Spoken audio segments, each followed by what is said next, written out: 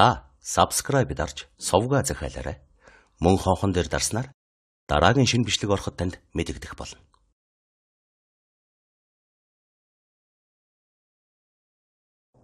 Таны сонсох сувг өгүүлж байна.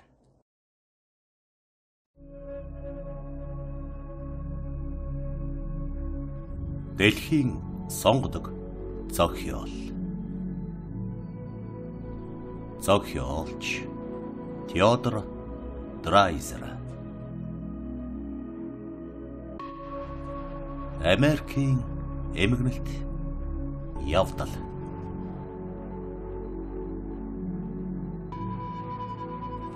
Гурав дугаар хэсэг. 9-р бүлэг. Тэгээд Глайдыг оролцуулах хөгжөөнд найрын цаг болвоо. Рэйтерэр хэлснээр энэ найр Фриселинд болох ёстой байжээ. Ажлынхаа газрын нөхөддөө үерхэж нэгэнт амжсан Глайд ч тун их тааламжтай хөгжөөнтэй байлаа. Түүний хувьд шинэ амьдрал ирсэн хэрэг шүү дээ. Дөнгөж хэдхэн 7 хоногийн өмнө Глайд тун ганцаараа байсан бөгөөд нэгч найзгүй, үеийнхнийхээ дотор бараг ямар ч тал танилгүй байсан юм. Тэгээд одоо ийм хурдан хугацаанд Глайд ийм сонин компани дотор сайхан хоол идэхээр ирсэн байна. Залуу насны гинэн байдалд үнэхээр автагдсан Глайдад энэ ресторанд байгаа жинхэнэ байдлаасаа арай илүү сонирхолтой мэт санагдаж байв. Энэ ресторан хуучны сайн цагийн Америкийн хүйтэн хоолны тоглох газраас шалгүй дээр ресторан байсан ажээ. Хананд хуучин зарлал эрэгтэй эмэгтэй жүжигчдийн өөрсдийнх нь гарын үсэг бүхий хөргүүд битүү дүүжлээстэй байв. Эндхийн хоол нь сайн. Тэгэхдээ эзэн нь их ээлдэг хүн байсан учраас явуулын жүжигчид, улс төрийн зөвтгөлтнүүд, орон нутгийн ажлын хүмүүс дуртай ирдэг байсан ба уйлэг дамаг болсон зүйлээс өчөөхөн төдийч өөр шинийн бүхнийг сонирхдаг бүхэн тэдний хойноос энд их ирдэг байсан юм. Тэгэд бас морин тэрэгний хүн таксины жолооч нараас Фриселийг хотын шилдэг рестораны нэг гэж олонтой сонссон залуучууд сар тутмынхаа найрыг хийхдээ энэ рестораныг сонгож авдаг болжээ. Энд зарим хоол нь 69 центээс $1 хүртэл үнэтэй байдаг байна. Кофе цай хоёрыг бүтэн данх тунхуугаар нь л өгдөг байв. Энд ямар ч аригтарс ууж болох байл. Гол өрөөнөөс зүүн тийш намхан адартай, том тулахтай, бүдэг гэрэлтэй тасалгаа байх бөгөөд энд голдуу эрэгтэйчүүд ордог байжээ. Тэд хоол эзний дараа энд галын дэргэд сууж тамхи татаж сонин уншина. Гэрийн Дэвидсны хүүхдүүд энэ тасалгааг хамгийн их шагшин гайхдаг байв. Тэд энд байхдаа өөрсдийгөө нэлээд ахмад, нэлээд туршлагатай, нэлээд дорвтой, төрийн жинхэнэ эрчүүд гэж сандаг байв. Глайдыг маш их дассан Рэйтерэр Хэгланд хоёр бусад олон хүүхдийн нэг адил бүх Канзас Ситэд үнээс дээр газар үнэхээр олдохгүй л гэж үздэг байв. Тэгээд тогтоосон өдрөө Хэгланд, Рэйтерэр, Пол Шил, Дэвис Хигби, бас зочид буудлын хүүхдүүд Артур Кинселла, Глайд нар сарынхаа цалин авч оройн 6 цагт чөлөөлөгдөхтөө Глайдын анх ажил ирж очсон эмийн сангийн дэлгүүрийн дэрэгдэх өнцөгт цуглараад хөгжөөнтэй шуугантай компани болон Фрисел тийш явжээ. Сент Луисээс ирсэн нэг залуу өчигдөр манай конторыг яаж дамжигласныг сонсов гэж Хэгланд тэднийг замд хөдлөхийн хамт шууд цөмдөн хандан асуугаад хагас сайн өдөр Сент Луисээс цахилгаанаар өртөө эхнэртэй зочдын өрөө, унтлагын өрөө, халуун усны өрөө бүхий тасалгаа захиалж тасалгаануудаа цэцэг тав гэсэн юм. Сая надад тасалгаа эрхэлсэн түшмэл Жими хэлвэ. Дараа нь тэр хүн охинтойгоо хамт ирээд эхнэр нөхөр хоёр гэж бүртгүүлсэн байна. Ойлгов. Тэр охин том хөөрхөн охин юм аа. Би үзсэн. Үгүй ээ, та нар сонсож гин үү? Тэр хүн зочид буудалд 3 хонсон юм. Хоолоо тасалгаанд аваачулж идэж барайд л манайхан түүнийг дургуцаж эхэлсэн юм. Дараа нь тэр хүн 3 дахь өдөрт конторт ирээд эхнэрээ Сент Луист буцаана. Түүнд одоо тийм том тасалгаа хэрэггүй, ганцхан тасалгаа л болно. Эхнэрийгээ галт тэргэнд суух цаг хүртэл түүний автар эхнэрийнхээ эмийг шин тасалгаанд оруулж өг гэж хэлсэн байна. Гэтэл автар нь ерөөсөө түүнийх бишээ. Бас хүүхнийх байжээ. Мэдвүү? Тэр хүүхэн хаашаач явахгүй. Юу ч мэдэхгүй байна. Харин тэр хүн л явчихсан байна. Бүгдийг маллаж орхисон байна мэдвүү? Тэгээд хүүхнийг автартай хамт ганцуулаа мөнгөгүй хайчихжээ. Мэдвүү? Тэгээд одоо тэр хүүхнийг автартай хамт гаргахгүй. Тэр хүүхэн уйлаад л найзуудтай цахилгаан явуулж байна. Гэтэл үе түмэн мөнгө хэрэгтэй байна. Ийм юм үтсэн үү та нар? Тасалгаан цэцэг тав, сарга цэцэг. Тасалгаан 6 дахин хоол аваачулж бас арх ууж байсан мэдээж хэрэг гэв. Би үнийг чинь мэдэж байна. Би түүнд дар савжиж өгсөн юм. Тэнд нэг л биш байдалтай байна гэж би мэдсэн юм. Тэр чин тун их ээлдэгхэн бөгөөд хэтэрхий чанга ярьж ирсэн. Тэгээд цайны мөнгө гэж 10 цент өгсөн шүү. Гэж Пол Шил дуу алтваа. Бэж түүнийг санаж байна. Тэр намайг нэгдэх өдрийн Чикагогийн бүх сониныг авчиргээд бас 10 цент өгсөн юм. Тэр чин надад шууд өөдгүй хүн шиг харагдсан гэж Рейтер хэлв. Түүнээс болж эвгүй байдалд орчход одоо тэр хүүхнээс мөнгө салгаж авахыг оролдож байна. Мөн залтая гэж Хегланд хэлвэ. Тэр хүүхэн 18-20-оос хэтрээгүй. Мэд надад санагдсан гэж одоо хүртэл дуугүй байсан Артур Кинсела завсраас нь хэлв. Чи тэднийг үзсэн үү, Глайда? гэж Рейтер асуув. Рейтер ерөөсө Глайдыг ивэж түүнийг хөгжөөх нийтийн ярианд татан оруулахыг хичээжээ. Үгүй санахгүй байна. Намайг тэдэнд үйлчлэхээр явуулаагүй юм байлгүй гэж Глайд хариулв. Тэгвэл чи ховорхон хонгорыг харах завшаанаа алдчихэ. Тэр бол урт хар, англи пальтотой, бортхон малгай дугтуулсан, цайвар бор дэгтийтэй тун өндөр хүн байна лээ. Түүнийг бас таягтай зугаацж явахыг нь та нар харсан болоосай. Би ихлэ түүнийг английн ямар нэг ван юм байх гэж сансан юм. Бүх англи хувцсаар гоёод чанга яриад эргэн тойрондоо цөмийг командлах юм бол хэнч гисэн үнэм шин шүү. Тэр үнэ. Англи маягч нь сайх юм. Би өөрөө тийм хувцс өмсгөөс буцахгүй гэж Дэвис хийг би хэлвэ. Тэд хоёр дахин өнцөг ороож бүх гудамжийг дэс дараалан огтлоод эцэст нь бүх компаниараа Фриселд оров. Шаазан дээр мөнгөн дээр хооллож байгаа хүмүүсийн нүүр дээр туссан хурц гэрэлд Глайдын нүд гэлбэж хүмүүсийн хөнгөнөх туу цав суулганы торчигнох чимээнд чихэн дүүл ирнэ. Хэрв Грин Дэвидсон зочид буудлыг оруулахгүй юм бол Глайд хизээж ийм газар бас тэгэд ийм юм мэддэг туршлагатай хүүхдүүдийн хамт очиж үзээгүй билээ. Ханын дагуу үргэлжилсэн урт ширэн диваанын өмнө засаж тавьсан жижиг ширээнүүд тийштэд очив. Ахлах зөөгч үргэлжийн гийчин Рейтер, Хегланд, Кинсела нарыг таниад хоёр ширээ нийлүүлэн засаж аяг талах загас авчирч өг гэж тушаав. Компаниуд байраа эзэлж Глайд, Рейтер, Хиг би 3 ханын дэрэгдэх диваан дээр Хегланд, Кинсела, Шил 3 тэдний уртаас харцсан. Би хуучин сайн Манхаттны архинаас эхэлнэ гэж Хегланд шунсан байдалтай зарлаад босод ширээний ард суугаа хүмүүсийг ажиглан өөрийгөө үнэхээр сүрхий хүн шиг санав. Хүрэн улаан дуу царайтай сэргэлэн цэнхэр нүдтэй толгой дээр нь ард зайн боссон бүдэг шар устай тэр залуу дөрөхгүй том эр тахьяатай адиллавтар байв. Бас Артур Кинсела энд орж ирээд Хегландыг адил шууд сэргэж өөрийнхөө сүрж авахыг таалсан мэт байна. Кинсела ганцуугаа сүр үзүүлэн шамлаж хоолны цэсийг аваад ард талд нь бичсэн архины нэрсийг харж. За над болж ихлээд хуурай Мартины авахд муу биш санагдана гэж дуалт. Харин би соодын устаа виски ууж эхэлнэ гэж Пол Шил баясгалантай хэлэх завсраа махан хоолны жагсаалтыг судална. Та нар намайг өнөөдрийн архит арснаас чөлөөлнө үү? Би өнөөдөр их уухгүй гэж хэлсэн учраас их уухчгүй. Надад Селтерийн устаа аяга Рейн Вейн хөрхөн тэр гэж Рейтер хөгжилтэй бөгөөд эрсгэлв. Үгүй та нар сонсоор. Тэр Рейн Вейнээс эхлэх нь гинэ. Тэр чин Манхаттны архинд хизээ язааны дуртай шүү дээ. Чи юу болох нь вэ? Том юм. Чи хөгжилдөх гэсэн биз дээ гэж Хегланд дургуутсан байдлаар дуалтав. Би хөгжилтгөл гэж байна л т. Харин эндээс олдох арх бүхнийг цөмийг гудрахаас нааш хөгжилдөж болохгүй юм гэж юу? Би өнөөдөр эрүүл байхыг хүсэж байна. Өглөө бүр донгодлог авахыг хүсэхгүй. Хэрв юу хийж байгаагаа мэдэж байгаа бол донгодлог авах ч үгүй болно. Үүний урд өглөө нь би ажилдаа арай чам айл очсон шүү гэж Рейтер татгалзан хэлв. Зүйтэй. Би ч гэсэн бас арх толгоогоо алтал уухыг хүсэхгүй байна. Гэвч энэ тухай санаа зовоод яах вэ? Арай эрт байна гэж Артур Кинсела дэмжив. Чи яах вэ хийг би? гэж Хегланд том нүдтэй залууд хандан асуув. Би бас Манхаттны арх авна гэж тэр залуу хэлээд дэрэгдээ зогсож байсан зөөгчийг харж. Ажил сайн биз дээ Денис гэж асуув.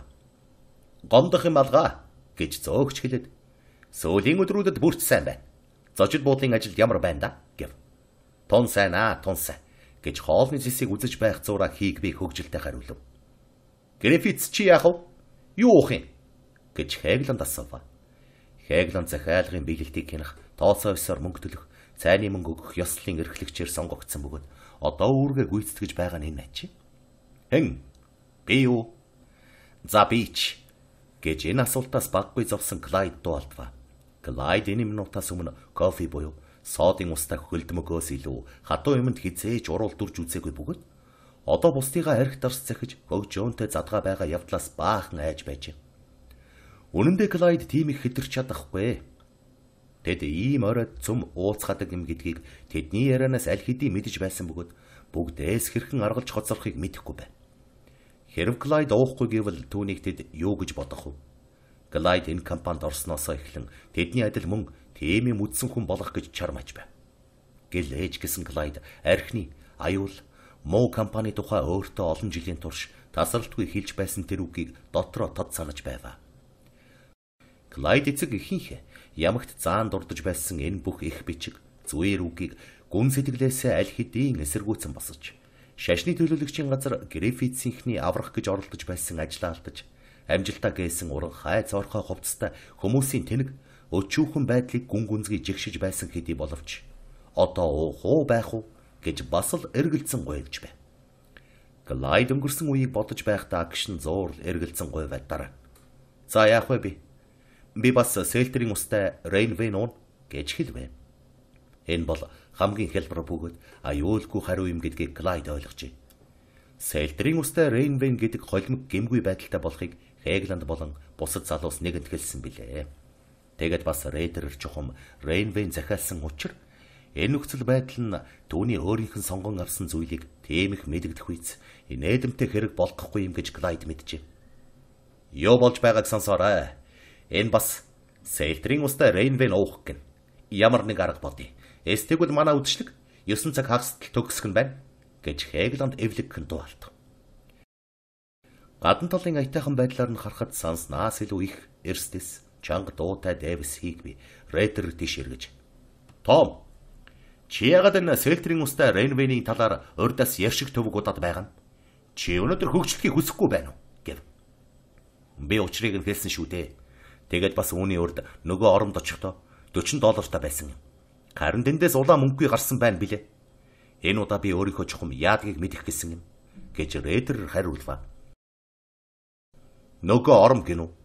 Тэгвэл эд чинь ханад цатлаа идэж уусны дараа ором гэж нэрлэдэг нэг газар нэг тийм байшинд очдөг юм байна. Үүнд ямар ч эргэлзээ алга гэж Клайд яриаг сонсохдоо бодож байваа. Энэ юу гэсэн үг болохыг Клайд ойлгож байл. Тэнд хүүхнүүд, өөдгүй муу хүүхнүүд, завхай хүүхнүүд байх болно. Гэтэл Клайд яах билээ? Клайд бас оролцох юм гэж. Аль хэдийнээс нааш Клайдыг татаж, төөрөлдүүлж, даллаж, жаахан айлгаж байсан тэр их дур булаам нууцыг мэдэх гэж хэдийнээс нааш мөрөөдөж явсан хүсэл нь биелэх бололцоо түүний амьдралд анх удаа тохиолджээ. Клайдын тухай ерөөсө хүүхнүүдийн тухай их бодож явдаг байсан хэдий тийм боловч нэг ч хүүхэнтэй хизээж ойр дотн байгаагүй билээ. Гэтэл одоо Клайдын бие нэг халуун өргөж, нэг хүйд өргөж байгааг өөрөө гинэт мэдвэ. Нүүр гар нь халуун өргөж, чийг дааж, хазар дух нь гал шатах шиг болж байгааг мэдв. Төөний толгойд хачин, түргэн, дурс сэтгэл татсан, түг шүүртэй юм сэтгэгдэж байваа. Хамаг бие нь хүйтэй өргөж бай. Клайд сэтгэл дур татам хөгжөөнтэй байдлыг өөрийн ирэхгүй дүрслэн бодоод түүнийг бодохгүй гэж тэр дороо оролцсон боловч бүтэлгүй болж тэр бодол нь дахин буцан орж ирж бай.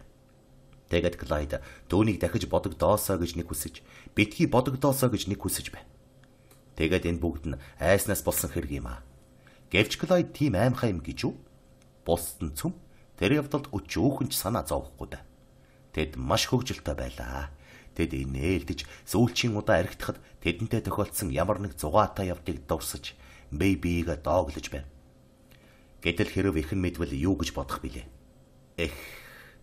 Одоо Клайд ихийнхээ тухайч, эцгийнхээ тухайч бодож чадахгүй. Тэдний тухай бодохгүй байхыг хичээж байна. Кенсела. Pacific Street гудамждах байшингийн тэр шар үстэй жижигхэн хүүхнийг санаж гин үү? Тэр Чикагод чамтай хамт оргох гэж гуйж байсан билүү? Гэж Хигби хашгирваа. Саналгүй яах вэ? Гэж Кенсела нэмсэглээд дөөнд яг арх авчирч өгсөн учраас Мартины арх аягандаа хийгээд тэр ч намайг зочид буудлаас ч гарахыг хүсэж байсан юм. Намайг ямар нэг ажилд ороход туслана гэж амласан юм. Хэрэг би түүнтэй хамт байх юм бол ерөөс ажил хийхгүй байж болно гэж над хэлж байна билээ гэв. Тийм ээ. Тэгвэл чи зөвхөн ганц ажил хийх болно гэж Рэйтер хэлв. Зөөгч Селтрийн устай Рейнвен авчирч Клайдийн өмнө тавив. Сонссон бүх зүйлээс болж сэтгэл нь гүн их хөдөлж сонирхож гайхан баяссан Клайд хундагаан өргөж уруулаад үрж амсаад арх аятайхан зөөлхөн болохыг мэдэж нэгмсэн хөнтөрч орхив. Клайд ихэн бодож байсан учраас яаж ингэж ууснаа ч өөрөө мэдсэнгүй. Сайн байна. Энэ юм чиний сэтгэлд нийцэх болно гэж Кенсела хамгийн найрсаг дуугаар хэлв. Тийм ээ, энэ чинь тийм ч юм уу биш юм гэж Клайд хариулв. Гэтэл Хегланд ажил урагштай хурдан бүтэж байгааг хараад Клайд бол энэ компанид одоогор тун шинэ хүн болох учраас дэмжих, цаашаахыг шаардаж байгаа юм байна гэж бодоод зөөгчийг дуудаж. Jerry, сонсож байгаарай гэд Клайдд сонсогдохгүйгээр мөн саяын тэр архинаас ихээхэн авчраарай гэж нэмж хэлвэ. Оройн хоол үргэлжилсээр байна. Энэ бүгдийг эргцүүлэн бодоход хүрэлцгүй цаг Клайдад байсан бөгөөд одоо Клайд нөхдийнхөө бодож байгаатай адил тэмчих шалдар болдор биш юм гэж өөрийгөө бодох чихтэй байв. Тийм ээ.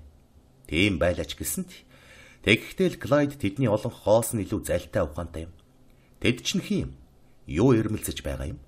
Хегланд бол нэрлэхүү, тэнэгдүү, орилоо бөгөөд түүнийг ялгүй юмар долгинуулан татаж авахд хялбархан байгаа нь Клайдд тодорхой болсон байна. Хэгби Кенсела хоёр сонин сайхан залуус мөн бөгөөд Клайдийн тийм их бахарх мааргүй юмд л өнгөрч хөөрч байв. Хэгби автомобилийн талаар юухан хийхэн мэддэг гэж өнгөрч байв.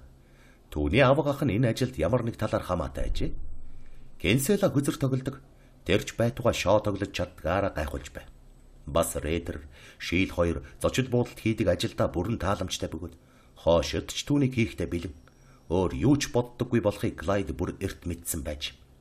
Харин Клайд зарлагын албыг өөрийнхөө бүх хүслийн туйлна гэж одоо ч төсөөлж чадахгүй байв.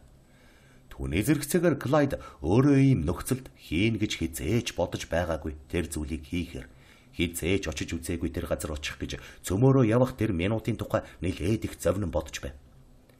Цөмөөрөө ресторанаас гарах үед Клайд уучлалгүйгээд явсан дээр юм биш үү? Эсвэл тэдэнтэй хамт яваад анх дайралтсан булангийн цаагуур сэмхэн бултаж гэртээ буцаж харвал болох юм уу? Чухам ийм газраас хамгийн аюултай өвчин олж болдог бөгөөд дараа нь хүмүүс тэндээс олсон хагцаж ховиршгүй өвчнөөсөө болж үхлийн муугаар үхдэг юм гэж Клайд сонссон юм. Түүнийх энэ тухай ямар нэг өөдтэй юм мэддэггүй байсан хэдий боловч энэ сэдвээр цөөнгүй ярьж өгдөг байсан ажээ. Гэвч түүний шинэ нөхөд хийхийг завдаж байгаа энэ хэрэгтээ өчүүхэн төдийч завнихгүй байгаа явдал бол энэ бүх айж эмээх сэтгэлийг нэцааж байгаа баримт юм. Харин эдний хувьд бол энэ маш их хөгжөөнтэй зугаатай адал явдал төдий зүйл болж байгаагаас өөр юм алга. Үнэхээр ч Клайдыг хийсэн буюу хэлсэнд нь биш. Харин харах асуух, сонсох замтайд нь үнэхээр их тассан Рэйтер байн Клайдыг тохойгороор нударч инэ. За ямар байна Клайда? Өнөөдөр зорьсон өдөр биз дээ гэж асуугаад малитал эмсгэлнэ. Эсвэл Клайд огт дуугүй болж бодлого болсон байхыг хараад битгий чамаа гэдэхгүй хамгийн ихэнхдээ л хазан биз гэж байв. Гэтэл Хегланд бие магтах ажлаа байн таслан Рейтерийн битүү үгийг амдан авч. Бүх насаараа юм байж болохгүй, тийм байдаггүй юм. Гэвч ямар нэг юм тохиолдвол бид чамайг хамгаална гэж нэмэн хэлж байв. Тэгээд Клайд бухимдан болилдоо та хоёр битгий дооглоод бай. Та нар бие магтах ямар хэрэгтэй юм? Та нараас илүү юу мэддэг юм? Гэж эцэст нь зэвүүцэн хэлв. Рэйтер Клайдыг оролдохыг нь болиулахаар Хегланд руу нүдээр мэд. Битгий уурал хашир минь дажгүй. Бид зүгээр жаахан тоглосон юм. Чи өөрөө мэдэж байгаа шүү дээ гэж шивнэв. Тэгээд Рэйтерт их тааламжтай байдаг Клайдын уур хурдан дарагдаж ийм тэнэг зан гаргасандаа харамсаж байв. Эцэст нь цөм хамтлаа ярьж идэж ууж аваад 11 цагийн орчим бүх компаниар Хегландын удирдлагын дор ресторанаас гарцгаав. Ичгүүргүй муухай санаа нь тэднийг эргцүүлэн бодоход ч хүргэсэнгүй. Оюун ухаан, зан сурт хууны үүднээс бие шинжих, бие шүүмжлэх эрмэлзлийг ч тэдэнд төрүүлсэнгүй. Харин тэд зүгээр сайхан зугаацах гэж байгаа мэтэр маш их хөгжилтөн инээлдэж дэми ярилцаж байлаа. Тэдний өнгөрсөн явдлаа хэрхэн дурсаж байгааг нь Клайд сонсоод гайхан жигшиж байв. Тэдний нэгэн удаа очсон Бетений байшин гэдэг нэртэй оромд болсон явдал зөмд нь их л зугаатай байсан бололтой. Өөр зочид буудалд ажилтай Жаал Джонс гэдэг хочтой нэг дүрсгүйэр тэднийг тэнд аваачсан ажээ. Энжал Бирмингем гэдэг нэртэй бас залуу хоёр хэтэрхий их согтсон Хегландын хамт төрөхгүй загнасан учраас заяа тайл баривчлагдсангүй гинэ. Клайд үнийг сонсоод гаднаас нь харахад ийм томоотой сэмсгэр хүүхдүүд тиймэрхүү хэрэг хийн гэдгийг нилээд гайхаж байва. Тэдний ярьж байгаа зүйл нь маш бүдүүлэг, ойврохгүй хэрэг байсан учраас Клайдын бөөлжсөн хутгаж байв. Намайг гарахад 2 дугаар давхраас нэг жаахан хүүхэн шаахуудаа ус шүрснийг санаж гин үү гэж Хегланд тачигнтай хэлнэ. Бас 2 дугаар давхарт байсан тэр бүдүүн хүнийг яана. Тэр харах гээд хаалганд яаж ойртож байсныг санаж гин үү. Тэнд түймэр буюу үемэн гарсан гэж лав бодсон байхаа. Гэт Кенсела инэ. Чи тэр жижигхэн бүдүүн пигийн хүүхэндээ яалаа да. Санаж гин үү Рэйттеррээ гэж шийл жингнэн дуугарч үг арай чамаг хэлж бөглөрн багтрах гэж байва. Наадахын чинь хөлн солбож ганхаад тунч хүнд байсан юмт. Тэгээд зүйлд нь шатнаас хоёулаа яаж унсан гэж сан гэж Хегланд орлоо. Эн чинь зүм чиний буруугаас болсон Хегланда. Хэрв чи тэгэж зодоон шүү юм үүсгэхгүй бол бидний хөөж гарахгүй байсан юм гэж Хигби хашгирав. Би согтуу байсан гэж та нарт хэлж байсан шүү дээ. Тэдний виски тун айхтар хатуу юм гэж Рэйтер эсэргүүцнэ. Бас тэр урт сахалтай өндөр туранхай Техас хүнийг яа. Түүнийг яаж их инээж байсныг санаж байна уу? Тэр хүн бидний эсрэг байсан ямар ч хүн туслахыг хүсэхгүй байсан санаж гин үү гэж Кенсела намж хэлвэ. Биднийг цөмийг нь гудамжинд хөөж гаргаад баривчлаагүй л дээдийн заяа болсон юм. Зантай шин болсон да гэж Рэйтер дурсна. Клайден бүгдийг мэдээд маш их гайхав. Зодон гинөө. Энэ бол ганцхан утгатай айл байж бол. Тэгээд эд намайг ямар нэг иймэрхүү юмд оролцсон гэж бодож байгаа байх та. Тэгэхгүй байхаа. Би тийм хүн биш. Хэрв эцэг их минь энэ муухай явдлын тухай сонсвол юу гэж санах вэ? Гэвч Дэддими ярилцсаар өргөн харанхуй гудамжинд байгаа нэг байшинд ойртож очив. Бүхэл гудамж буюу түүнээс жилийн урт зайд явган хүний замын дагуу өчтөчнөө морин тэрэг автомобиль зогсож байв. Холбос байгаа буланд хэдэн залуучууд ярилцсан зогсноо. Нөгөө талд нь бас эрэгтэй ээжүүд харагдаж байв. Тэгээд хагас гудамжны хэр газар явж Клайдын компани тайвуухан ярилцаж байсан 2 цагдаагийн хажуугаар өнгөрөв. Хаанч ганц ч цонхонд гэрэл гэгээ байхгүй байгаа хэдий боловч газар сайгүй хөл үемэн ихтэй байгаа явдал мэдэгдэж байсан нь хачин ачи. Гудамжны харанхуй доторч хөл үемэнтэй мэдэгдэж байв. Таксинууд давхилдаж тэдний дохио чимээ байн сонсогдно. Унжуулсан хөшиг бүхий хуучин маягийн 2 битүү сүих тэрэг явж өнгөрлөө. Бас үүд хаалга дугарч аяархан нэгдэж хаагдах сонсогдох аж. Тэгэхт нь байшингийн дотроос хурц гэрэл зураан тусаж гудамжны харанхуйг хаг зүсэд дахин алга бол. Тэршин тэнгэрт их хот түгсэн байва. Эцэст нь Хегланд нэг ч үг хэлэлгүй. Хигби шийл хоёрыг дагуулan шатаар өгсөж гараад хонхтор. Төдхөн агшин зургийн дотор улаан хувцастай залуу хүүхэн үүд тайлва. Орой мэд хүрги орцгоол тоо гэж тэр хүүхэн ээлдэгхэн өрмөгц 6 залуу цөм үүдний жижиг өрөөг бусад талсалгаанаас тус gaarалсан хүнд хилэн хөшигний цаагуур оров. Клайд хурц гэрэлтэй нэлээд муу зассан зочны өрөөнд орвоо. Хананд нь нүцгэлсэн хагас бие нүцгэн хүүхнүүдийн дүрсэлсэн алтан жааз бүхий зургууд том толнууд өлөгчээ. Шалан дээр нь хурц улаан өнгөтэй зузаан хэвс байна. Бүх тасалгаанд алт түрхмэл олон тооны сандал тавьж тасалгааны гүнд хурц улаан хөшигний өмнө бас алтан шаргал төгөлдөр хуур хөгжим тавьсан байна. Гэвч энд нэгэр хүүхнээс өөр нэг ч айлчин нэг ч гэрийн эзэн байсангүй. Сууцгаал та. Өөрийнхөө гэртээ байгаа юм шиг л байгаарай. Одоо авахыг дуудъя гэж тэр хүүхэн хэлв. Тэгээд нэгэр хүүхэн зүүн тийш шатаар гүйж. Мэри, Сэди, Каролина, зочлын өрөөнд залуу эрхмүүд ирээд байна гэж хашгирав. Энэ үеэр тасалгааны гүнд байгаа хаалгаар өндөр тэгшгэн нуруутай, зэвхий цагаан царайтай 38 буюу 40 орчим насны маш шулуун гойлог биетэй тун их эрх мэдэлтэй бөгөөд ухаалаг бололтой хагас торгомсог боловч ерөн л хээгвэвтер хувцастай нэг эмэгтэй гарч иржээ. Сайн байна уу? Оскарта байсан юм уу? гэж тэр эмэгтэй сайшаасан байдалтай суулхан инээмсэглэж хэлээд. Бас Полта байсан юм уу? Сайн уу дэвсэ? Цөм гэрте байгаа шиг байгтав. Фани одоохон нэрнэ. Тэр ямар нэг уух юм та нарт авчирч өгнө. Би шинэ хөгжимчөнтэй болсон. Сент Жогоос ирсэн нэгэр хөгжим сонсох уу? Сайн тоглодог юм шүү гэв. Тэгээд тэр эмэгтэй Сэмэ гэж дуудав. Энэ үеэр тасалгааны гүнд байгаа хажуугийн шатаар янз бүрийн настай гадаад байдлаараа янз бүр боловч 24, 25-аас хэтрэхгүй нэгэн настай бололт.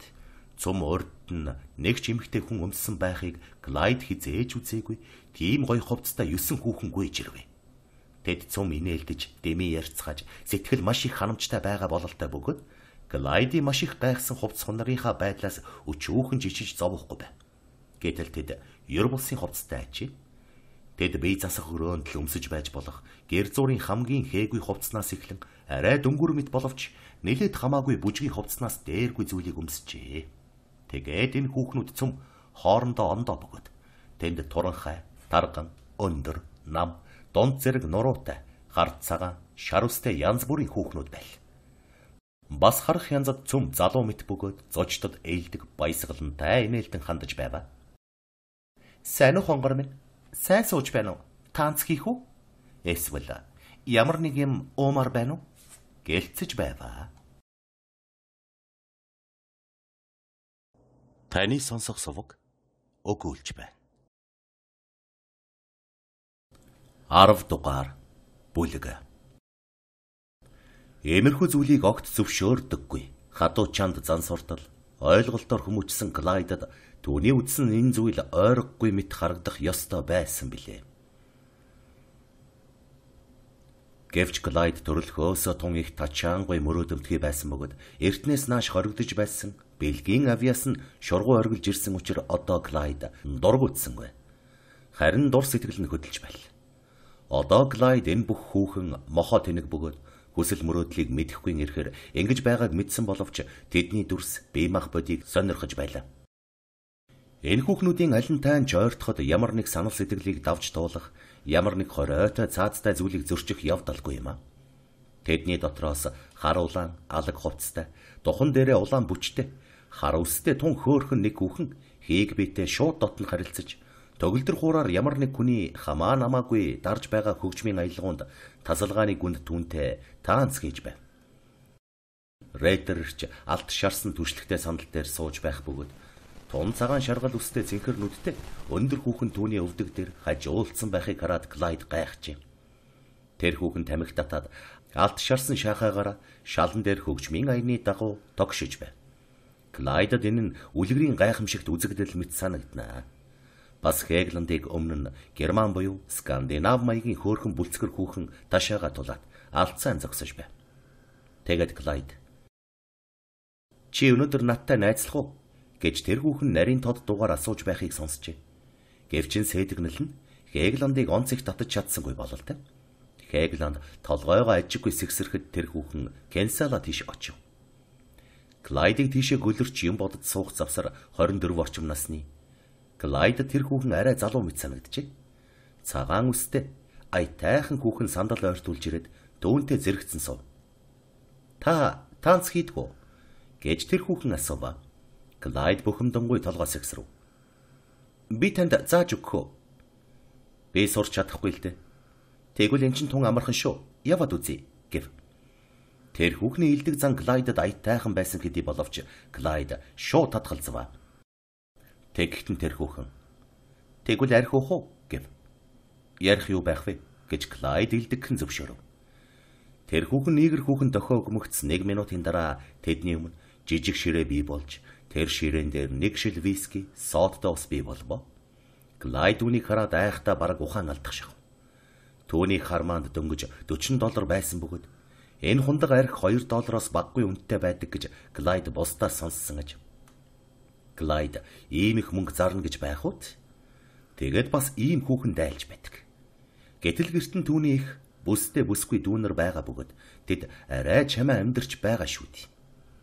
Гэлээ гэсэн ч Клайд захиалж мөнгө төлөөд айхавтар муухай үрэлгэн байгаа ба шууд архитаж ямар нэг найр хийж байгаагаа мэдэрчээ. Гэвч Клайд нэгэнт энд ирснээс хойш эцэст нь хүртэл тэсэх хэрэгтэй юм. Түүнчлэн энэ хүүхэн үнэхээр хөөрх юм гэдгийг Клайд мэджээ. Тэр хүүхэн цэнхэр хилэнгээр хийсэн оройн хувцастай, мөн тийм өнгийн шаахай, оймстой, цэнхэр хөх аймагтай байл. Нүцгэн мөр хүзүү гар нь болцгор зөөлхөн ажээ. Түүний хувцсны задгаа ухаас нь Клайдыг онц их зовниулж байсан бөгөөд Клайд арай чамайл тэр зүг зориглон харцсан. Түүний бодог шунх болсон хазар уруул бол бие худалдаг хүүхний маргаангүй шинж тэмдэг юм а. Гэвч тэр хүүхэн хэтэрхий их нүүрэмгүй биш. Харин энгийн зүгээр байдалтай байсан бөгөөд Глайдийн зовлонсон байдалтай хүнхэр харнуудыг сонирхон ширтэж байлаа. Та бас Грин Дэвидсонд ажилладаг уу? Гэж тэр хүүхэн асуув. Тийм ээ гэж Глайд хариулаад энэ бүгд нь түүний хувьд шин зүйл биш бөгөөд иймэрхүү газар, иймэрхүү нөхцөл байдалд нэг бус удаа байж үтсэн байдал үзүүлэхийг элдвэр хийжээ. Та яаж мэдээвэ? Гэж асуув. Би Оскар Хегландыг мэднэ. Тэр энд ирдэг юм. Тэр таны найз уу? Тийм, өөрөөр хэлбэл бид зочид буудалд хамт ажилладаг юм. Гэхдээ та урд нь энд ирж байгаагүй шүү дээ. Үгүй гэж Глайд түргэн хариулмагц тэр даруй. Энэ хүүхэн намайг урд нь энд ирж байгаагүйг яаж мэддэг юм бол гэж өөрөөсөө асуув. Тэмч байх гэж бодсон юм аа. Би бусдыг бараг цүмийг нэгэнт үтсэн. Харин таныг нэг ч удаа үзээгүй. Та зочид буудалд саяхан орсон бидтэй тийм үү? Тийм ээ гэж Глайд шазруухан хэлв. Глайд байн нэг бол тухаа үрчилгэж, үгүй бол хөмсгөө зангидж байв. Глайд бохимдох буюу их юм бодохдоо ямагт ингэдэг байжээ. Та тэгэд юу гэв? Гэж асуув. Юу ч гээгүй. Би зүгээр л шууд тааварлсан юм. Та тэдэнтэй адилгүй огт өөр юм. Тэр хүүхэн нэг л хачин элэгсэг инээмсэглэв. Глайд хүүхний ингэж инээмсэглэснийг ч санаа сэтгэлийг нь ч ойлгосонгүй. Би юугаар өөр байна? Гэж Глайд царайгаа бараалхан ууртаа суугаад хундахтайгаас ав. Би нэг зүйлийг лав мэдж байна. Та над чиг ийм хүүхнүүдэд тийм их дуртай биш байх, тийм үү? Гэж тэр хүүхэн Глайдийн асуусныг анхаарахгүй үргэлжлэн хэлв. Үгүй, яагаад тэрв? Гэж Глайд болзаарангуй хэлв. Үгүй, та дуртай биш байна. Би харж байна. Гэвч та миний сэтгэлд ямар ч гэсэн таалагдж байна. Таны нүд надад аятайхан санагдж байна. Та энэ хүүхдүүд чиг биш. Шудрах томоотой юм. Таныг огт өөр байдалтайг би харж байна. За мэдэхгүй гэж Глайдийн сэтгэл нь тун их ханаж хөөрөн хариулва. Глайд тухай үрчилгэсээр л байна. Энэ хүүхэн Глайдийн бодсонтой адил тийм ч муу хүүхэн биш байж болох юм аа. Энэ хүүхэн бусдаасаа илүү ухаантай, арай илүү ухвартай юм. Төвний хувцсан ч тийм их ичгүүр сонжуур алдчихсан биш байна. Бусад хүүхэн Хегланд, Хегби, Кенсела, Редер нарыг дайрч байгаад адил энэ хүүхэн Глайдыг дайрахгүй байна. Одоо түүний нөхөд бараг цөмөөр сандал буюу диван дээр сууж, хүүхнүүдийг өвөр дээрээ суулгажээ. Хос залуу бүрийн өмнө шил виски тавьсан жижиг ширээ байна. Хэм виски ууж байгааг хараарай гэж Кенсела өөрийнхөө үгийг хараахан анхаарч чадах бүхэнд хашгираад Глайд тийш нүдэрээ заваа. Надаас айсны хэрэггүй. Би тун саяхнаас энэ ажлыг хийх болсон юм. Би энд байхгүй байх байсан юм л т. Гэтэл миний амьдрал бүтлэхгүй болсон юм аа. Би гэртээ төрөл садантайгаа суухыг хүсэж байгаа боловч одоо тэд намайг авахгүй л т. Гэж тэр хүүхэн айж зовсон бөгөөд сэтгэл дуран татагдсан. Глайдыг өөрийнхөө гар хүзүү болон дэндүү нүцгэлсэн цээж рүүгээ харж байх зур хэлжээ. Тэр хүүхэн төв байдал үзүүлж урууга хараад энэ Глайд ямар туршлагагүй тэнэг юм бэ? Ёс дойл шар завжид ангааха байна да гэж гоочлон бодож байв. Тэгэд бас түүнийг харж байхад нь Глайдийн хармаанаасаа гаргасан мөнгөний тухай бодож зэгсэн их мөнгө. Бас Глайд үнэндээ ч хөөрхөн бөгөөд маш их гойлог буюу авьяаслаг биш боловч аятайхан залуу юм гэж бодож байв. Харин Глайд энэ үед Эстагийн тухай бодож байваа. Эста хаашаа явсан? Одоо хаана байгаа вэ? Түүний яасныг яаж мэдэх вэ? Түүнд юу тохиолдож болох вэ? Түүний ихчид тохиолдсон золгүй явдал бас энэ хүүхэнд ч тохиолдсон байж магадгүй биш үү? Глайдад баг зэрэг жигшсэн боловч үнэхээр өрөвдөг сэтгэл төрж дэрэгдээ суугаа хүүхнийг хөөрхөн амтан гэж хэлэх гэсэн аятай харж байв. Гэвч одоо Глайд үг хэлхийг ч зүрхэлсэнгүй. Ямар нэг юм асуухыг ч зүрхэлсэнгүй. Тэгэд залуучууд та нар манайх шиг ийм орон байшинд ирэхдээ бидний тухай ямагт муу юм боддгийг би мэдэж байна шүү дээ. Гэтэл бид тийм ч муу муухай биш улс гэж хүүхэн хэлвэ. Глайд тухай өрчилгэсээр байв. Үнэн хэрэг дээрээ энэ хүүхэн тийм ч муу муухай биш байж болох юм ад. Энэ бол завхарсан. Үнэндээ самуурсан боловч хөөрхөн хүүхэн юм. Глайд бусад хүүхнийг байн харахад нэгэн ч түүний сэтгэлд энэ хүүхэн шиг тохирсонгүй. Тэгээд бас энэ хүүхэн Глайдыг бусдаасаа дээр шудрах гэж байна. Энэ хүүхэн ингэж хэлсэн юм. Энэ магтсан үг нь яг онжээ. Тэр хүүхэн Глайдийн хундгыг дүргээд өөртөөгөө хамт шахаж уулахгүй. Тэр завсар хэсэг шин зочид ирж байшингийн нууцгай мухраас шинэ хүүхнүүд гарч тэднийг угтва. Хегланд, Редер, Кенсела, Хийг би нар гол тасалгаанаас хүнд хөшгөөр тус гарлагдсан ард талын шатаар хаа нэг зүгт нууцгаа далд орсныг Клайд мэдэв. Тэгээд шин зочид эрмэгц хүүхэн тасалгааны гүнд гэрэл багтай газар диван дээр очиж сууя гэж Клайдад хэлжээ. Энд тэр хүүхэн Клайдад ойрхон шахаж суугаад гарыг нь илбэж бүр сүүлд нь түүнийг сугдаж аваад түүнд наалдан шахаж хоёрдугаар давхарт байгаа тасалгаануудыг ямар сайхан засаж тавьсныг үзэхгүй юу гэж Клайдаас асуув. Тэгээд Клайд бүх компани дотроос энд ганцаараа үлдсэн учир түүнийг хэнч ажиглахгүй байгааг мэдээд өөртөө наалдсан хүүхний дураар болж хөшиг татсан шатаар өгсөж жижигхэн ягаан цэнхэр тасалгаан дагаж очжээ. Тэгээд Клайд аюултай гэмт хэрэг хийж байгаа бөгөөд энэ нь түүнд их гайтай хөөтэй явдлаар төгсөж болох юм гэж ямагт санаж байв. Клайд гинэт ямар нэг аимшигтай өвчин олж болох юм аа. Эсвэл тэр хүүхэн Клайдын төлж чадах хэрэг хэмжээнээс илүү их мөнгө шаардаж болох юм. Клайд тэр хүүхнээс өөрөөсөө ер нь юм бүхнээс айж хэмжээгүй их зовниж айж эргэлцсэндээ болж бараг үг хэлэх чадалгүй болсон байв. Гэлээ гэсэн ч Клайд явж очсон бөгөөд хаалга дөнгөж хаагд магтсаа. Булцгархан хэлбэр бүхий энэ үзэсгэлэнт гойлогдаг нь эргэж түүнийг тэврэн авав. Дараа нь хүүхэн Клайдад хамаг бие бүтнээр нь харагдуулах үйс том толны өмнө тайван зогсоод хувцсаа тайчиж эхэлвэ. Таны сонсох сувг өгүүлж байна. 11-р бүлэг. Энэ явдал иймэрхүү юм бүхнийг огт үзээгүй шинэ хүнд нөлөөлж болох хэрэг хэмжээгээр л түүнд нөлөөлжээ. Үнэн дээр тун их сониучсан энд ирж заавал үзэх гэсэн хүслэн л түүнийг энд авчирч хоморгод автагдахад хүргэсэн боловч үүний эсрэгт түүнд аль эртнээс нааш сургаж байсан ёс суртахууны хатуу чанд ёс журамч яруу сайхан бус бүдүүлэг юм бүхнийг жигших талаар түүнд зуршмал зам байдал нь ч энэ болж байгаа зүйл бүхнийг яриагүй муухай нүгэлтэй зүйл гэж үзэхэд түүнийг хүргэж байв. Энэ бүгд өөдгүй шившигтэй гэж эцэг эхийн номлон ятгаж байсан зүв бололтой. Гэлээ гэсэн чи энэ адал явдал болон тэр адал явдалд гарч байгаа газар нь одоо юм бүгдийг нэгэнт өнгөрсний хойно Клайдын нүдэнд ямар нэг буруу номын болох бүдүүлэг сайхан зүйл нэг өсний аятайхан дур булаан бүдүүлэг зүйл болж иржээ. Одоогор өөр улам хурц сэтгэгдэл энэ дурдтгалыг мартагдуулаагүй байхад Клайд түүнийг дахин өөрийн ирэхгүй сонирхон тарьж байтугай таалан санаж байл. Түүний дээр одоо тийм их мөнгө олж байгаа учраас Клайд хаа дуртай газараа явж юу дуртай бүхнийгээ хийж болох юм гэж дотроо дахин бодож байх. Хэрв дургүй хөрвөл Клайд энэ байшинд дахин ирэх хэрэггүй. Харин ийм шившигтэй биш өөр нилээд гой сайхан газар олж болох юм аа. Клайд дахин бүх компанийнхантайгаа хамт явахыг хүсэхгүй байв. Зүгээр л Зиберлинг Дойл нартай хамт явж харагдсан тэр хүүхнүүд чиг тийм нэг хүүхэн олж авбал дээр юм аа. Ийм байдлаар Клайд тэр шөнө өөрийгөө зовоож байсан бүх төгшөөрт санаа сэтгэлийг харгалзахгүйгээр жаргал цэнгэлийн шинэ их булагтай анх танилцсан тэр нөхцөл байдалд эс боловч тэр их булагт түргэн дасаж иржээ. Клайд өөртөө Дойлын адил завхай хүүхэн олж дүүнд мөнгө зарцуулах ёстой. Тэгээд Клайд төлөвлөгөөгөө биелүүлэхэд тохиромжтой тохиолдлыг тэсгэлгүй хүлээж байв. Тэр үед Хегландч, Реттерч Клайдын давуу талыг битүүдээ мэдэж байсан боловч айгүй бол чухам ингэж мэдэж байсан учраас ч түүнд онцгой анхааралтай хандаж байсан байж болох бөгөөд тэд Клайдад найр тавьж түүнийг өөрсдийнхөө бүх үйл хэрэг жаргал цэнгэлд татан оруулж байсан явдал Клайдын ашиг сонирхол хүсэл эрмэлзэлд тун их тохирч байжээ.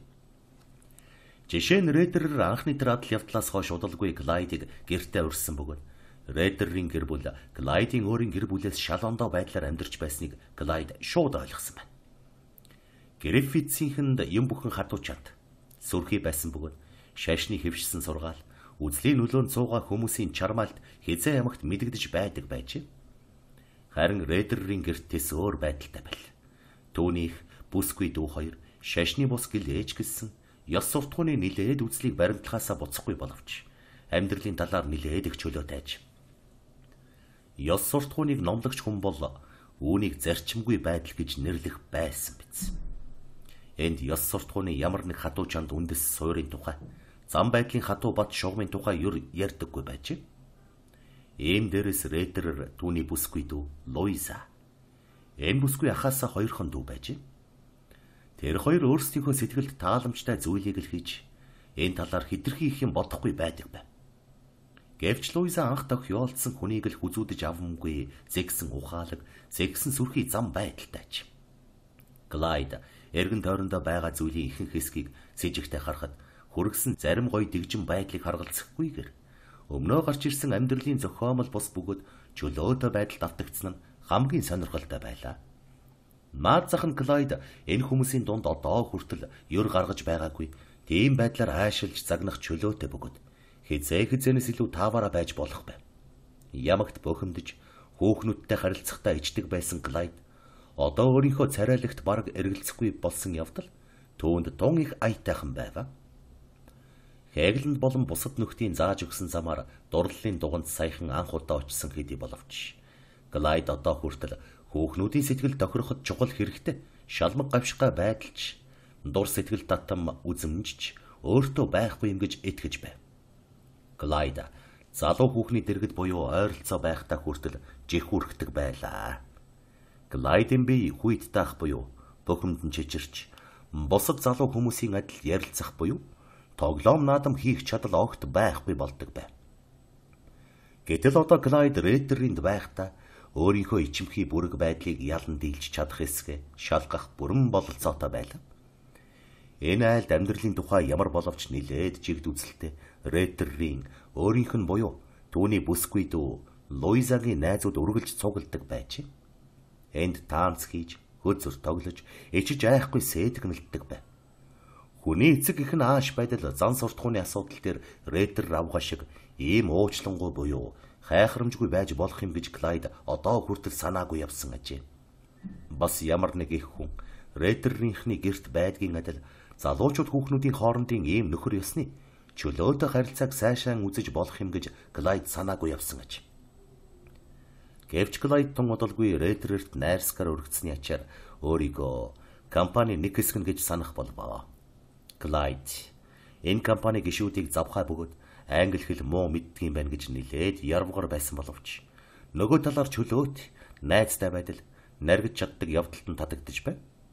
Хэрв Клайдын зориг хүрэх юм бол энэ компани дотроос өөртөө найз хүүхэн анх удаа сонгон авч болох байв.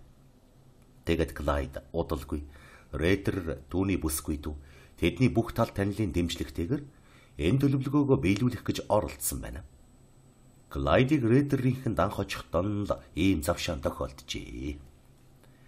Луиза Реттер бус барааны дэлгүүрт ажиллаж байсан бөгөөд их төлөв хоолносоо хождож харьдаг байв.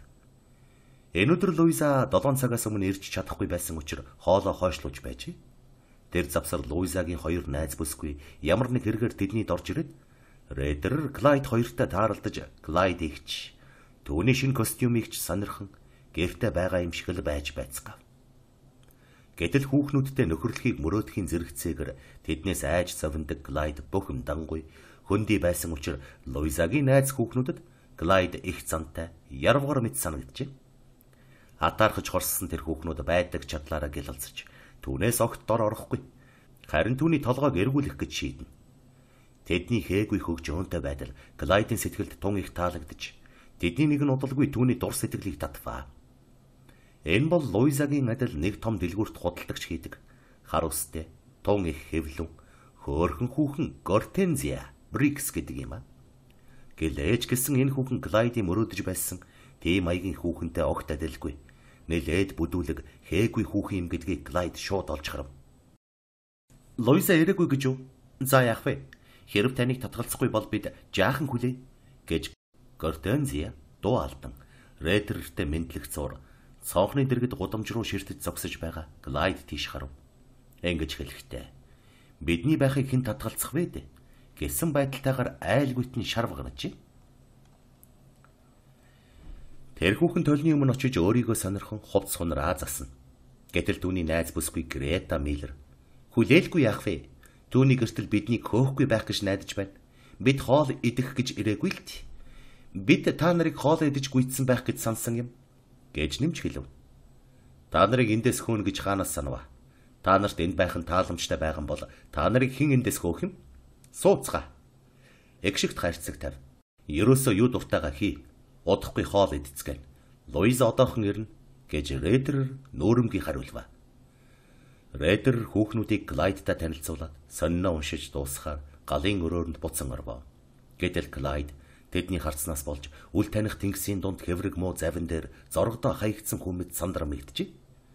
Над хоолны тухай битгий яриараа гэж Грета Миллер дуулдаад Клайдыг анхаарал тавьмаар ир юм уу? Үгүй юм уу гэж дотроо шийдэж байгаа мэтээр тайван ажиглаж анхаармаар ир юм гэж шийдэн. Бид өнөөдөр хөлдмөг, бов, хайрмал, сэндвич зэрэг тун чихэм идэх болно. Бид жохом Луизаг онц их юм битгий идэрэ гэж хэлэх гэж ирсэн юм. Тома, Китикиний төрсөн өдөр болж байгаа юм. Тэднийд мундаг том бов болон элдв хангаа юм байх болно. Чи дараагаар нь тэнд очно бидтэй, тийм үү? Гэж тэр хүүхэн хэлээд Клайд ихч Рейтертэй хамт ирж юу магаад гэж боджээ. Үгүй бидтэй. Клайд бид хоёр хоолны дараа театрт очих гэсэн юм гэж Рейтер тайван хариулв. Ямар тэнэг юм гэж Гортензия Брикс одоо хүртэл хамаг анхаарлын төв болж байгаа Гретаас анхаарлыг өөртөө татахын тулд хэлжээ. Энэ хүүхэн толны өмнө зогссоор байсан бөгөөд одоо цөмдөн.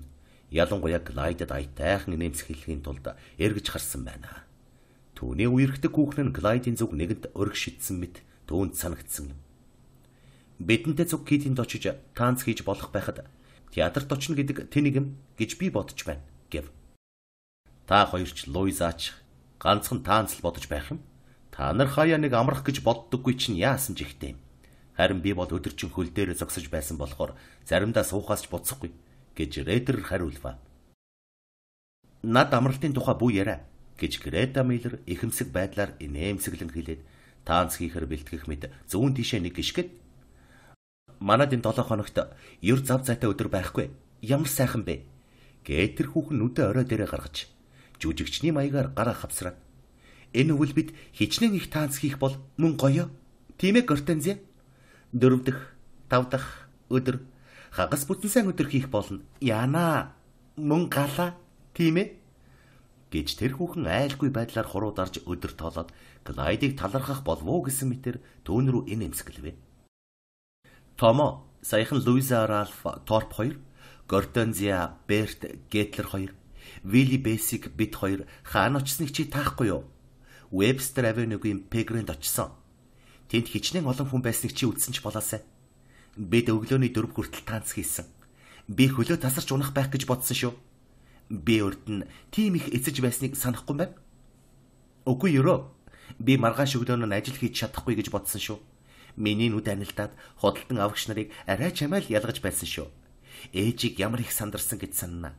Бүр жигтэйхэн. Ээж одоо болтол тайвшрахгүй байна. Хагас бүтэн сайн өдөр бол бас гайгүй. Харин одоо бид ажлын өдөрч танц хийх болно. Гэтэл би өглөөний 7 цагт босох хэрэгтэй. Одоо ч ээжээс нэлээд юм сонсох байхаа яана гэж Гортензия гараа гашуудалтайгаар өргөн хажуугаас нь орж хэлв. Би түүнийг сайн ойлгож байна. Хэрв та нар бас Луизаач гэсэн бие амраахгүй бол өвчин олон шүү. Хэрв ингэж баг унтах юм бол ажил хийж чадахгүй. Ажлаасаа гарах болно гэж би түүнд ямагт хэлдэг юм.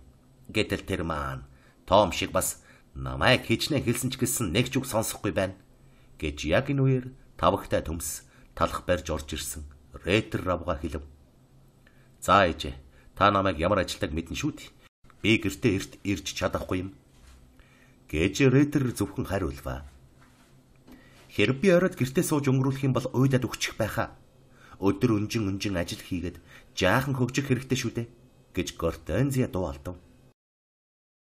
Эдний гэрт ямар аятайхан, ямар амархан чөлөөтэй юм бэ? Энэ хүүхнүүд ямар сэргэлэн хөгжилтэй байдаг юм бэ? Эдний эцэг их нь үүнийг муу мухай зүйл гэж үздэггүй бололт. Хэрв надад энэ Гортензия Брикс шиг ийм гялалцсан сэргэлэн нүдтэй, жижигхэн хөөрхөн амтай найз хүүхэн байсан бол доо гэж Клайд бодвоо. Хэрв би 7 хоногт 2 удаа л нойройхон тал унтах юм бол гүйцхэн тэр аав намайг галзуурсан гэж боддог юм. Гэтэл их унтах надад шууд хортой байна гэж Грета Миллер хэлв. Грета хөгжилтэй нээвэ. Гэтэл түүний бүх үг буруу бүдүүлэг хэллэгтэй байсан боловч Клайд их шагшин сонсов.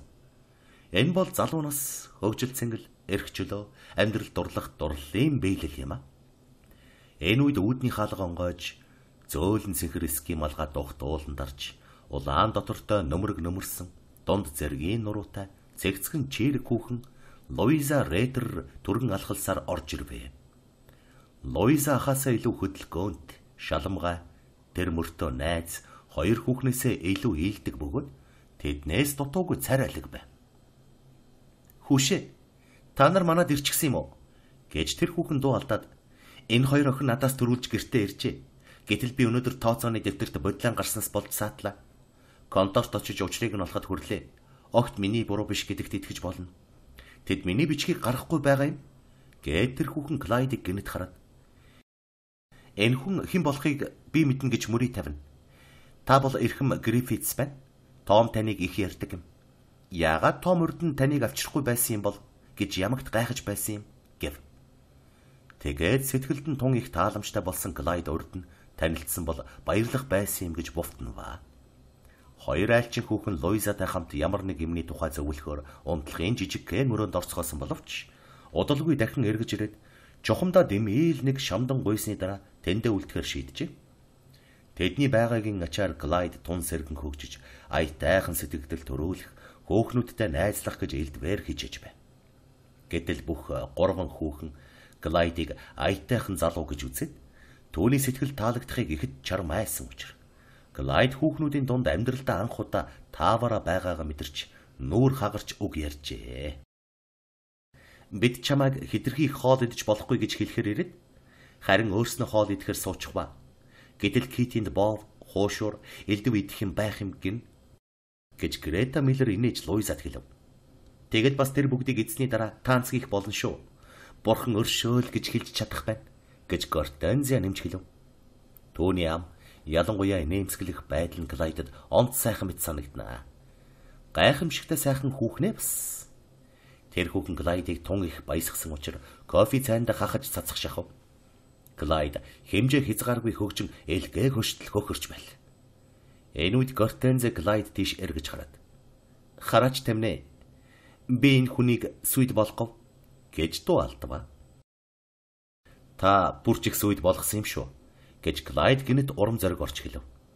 Клайд Гортензиятай хамт байхдаа нэлээд бүрэгдэж байсан хэдий боловч зоригтой, золбоотой байгаагаа гинэт мэдрээд, "Энд олон хөөрхөн хүүхний дунд миний толгой эргэж байна" гэж нэмж хэлвэ. "Битгий тийм хурдан бууж өгөөрэй. Эд чамайг базаж аваад хаа дуртай газараа албаар дагуулж явах болно. Эдэнтэй орооцолдоогүй дээрээ" гэж Рейтер сайн санааны үднэс захиж хэлв. Тэгэд нээрнч Луиза Рейтер ахынхаа хэлснээс өчүүхэнч зовсонгүй Клайдад хандаж, "Эрхэм Гриффитс та таанц хийдэг биз дээ" гэв. "Үгүй, чаддаггүй" гэж энэ асуултанд балмагцсан Клайд хариулаад, ийм чухал зүйлийг сураагүйдээ үнэн сэтгэлээсээ харамсаж, "Гэвч одоо сурахыг тун их хүсэж байна" гэж их ээлдэгхэн хэлээд урдаар Гортензияг, дараа нь Грета Миллер, Луиза нарыг бараг намжлах мэт харваа. Ингэж илүү хүндэлсэн явдал нь Гортензиягийн гижиг хүргэж байсан боловч тэд анзаараагүй мэт байдал гаргацгааж байв. Клайд өөрийг нь тийм их сонирхож байгаа эсхийг Гортензия лавтай сайн мэдээгүй байгаа хэдий боловч найзуудаа ийм амархан, ийм гайхамшигтай ялах гэдэг бол яггүй хэрэг юм. Найзууд нь ч үнийг мэджээ. "Муу хэрэг байна да. Хэрв та таанц хийдэг байсан бол Том та хоёр бидэнтэй хамт явж болох байсан юм.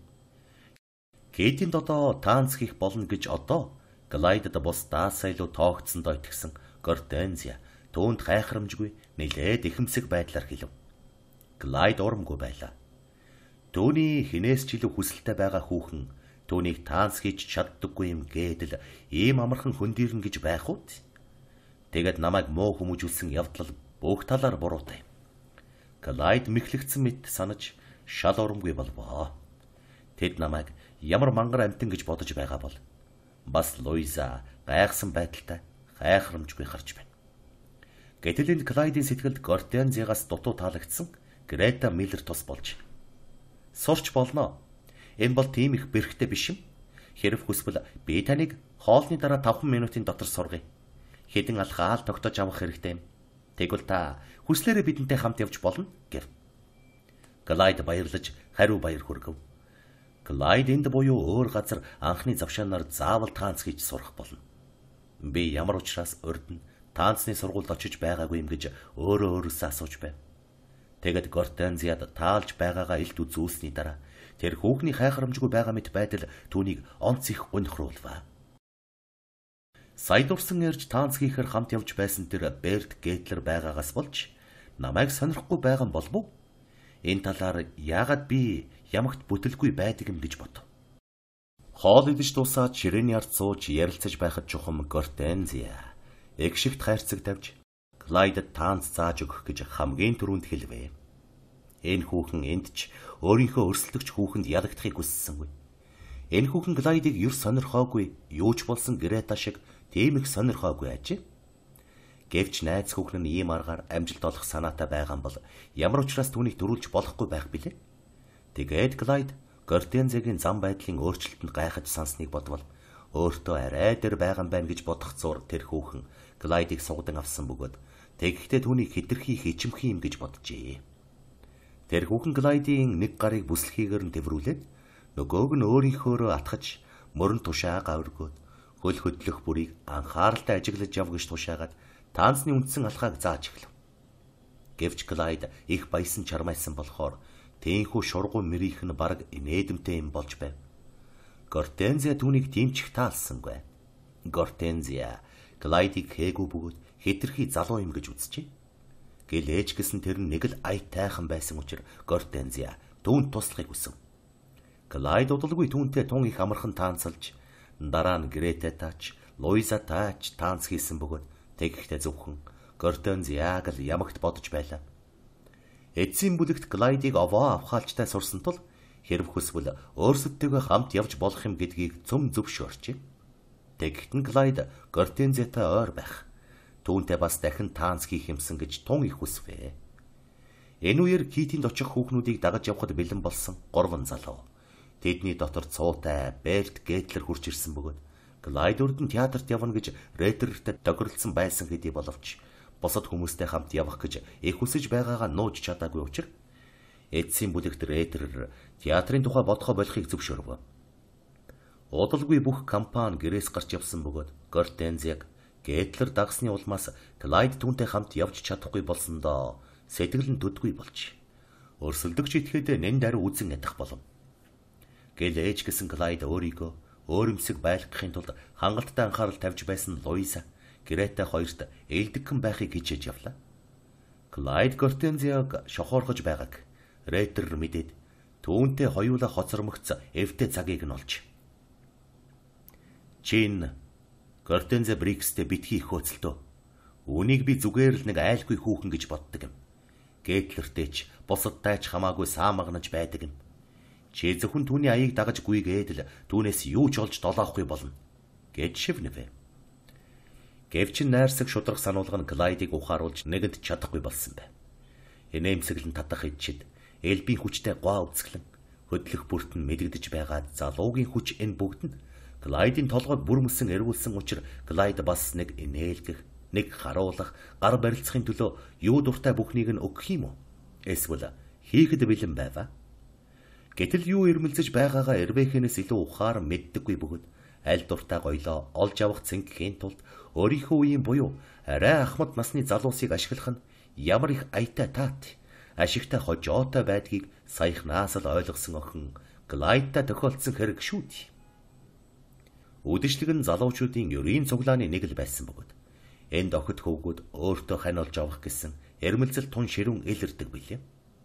Кэти Кинг ядмаг гудамжинд 12 дугаар сарын нүцгэрч гуйжсан модны дор жирийн нэг байшинд суудаг аж. Гэвч хөөхөн царайтай хүүхэнд генет тат чаадсан Клайдад эргэн тойрны юм цөм хурц тод хөгжөө наргант хэтэрхий сайхан мэт санагдаж байв. Энд Клайдтай тохиолдсон охид хөвгүүд Реттер, Хегланд, Гортензигийн маягийн эрэгтэй эмэгтэй залуучууд түүнд хүч чадалтай наалгаар тавин жодоггүй шинжтэй байсан бөгөөд харин өөрөө иймэрхүү байдалд айл болохын тулд амиач өгөхөд бэлэн байв.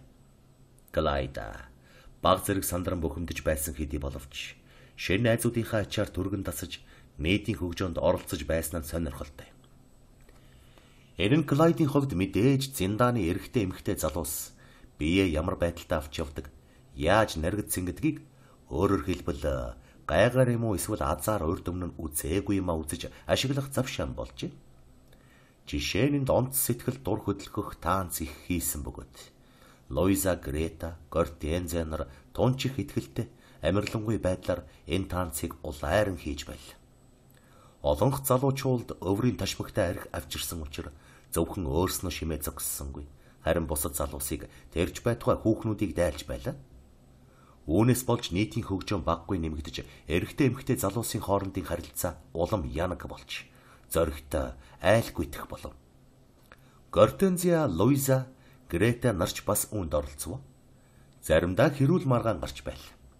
Тэгэд хэрв энд хэн нэгэн залуу хаалганы цаана хаа нэг газар ямар нэг хүүхнийг тэврэх юм уу?